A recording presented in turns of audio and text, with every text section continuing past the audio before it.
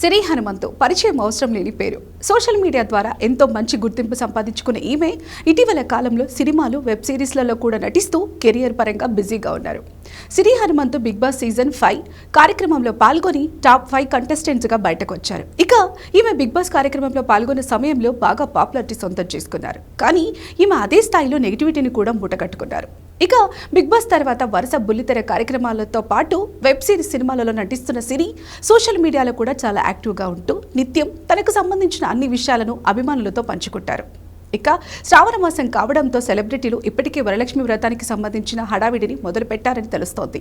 తాజాగా సిరి హనుమంతు శ్రీహాన్తో కలిసి వరలక్ష్మి వ్రతం పూజ చేసింది. ఇందుకు సంబంధించిన ఫోటోలను సోషల్ మీడియాలో షేర్ చేసింది.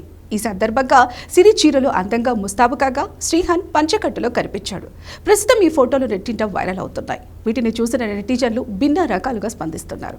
కొంతమంది వరలక్ష్మి వ్రతం ఈ రోజు కాదు, వచ్చే శుక్రవారం అంటూ కామెంట్స్ చేయగా, మరికొందరు పెళ్లి కాకుండానే వరలక్ష్మి వ్రతం జరుపుకోవటం ఏంటి అంటూ తీవ్ర స్థాయిలో విమర్శలు కురిపిస్తున్నారు.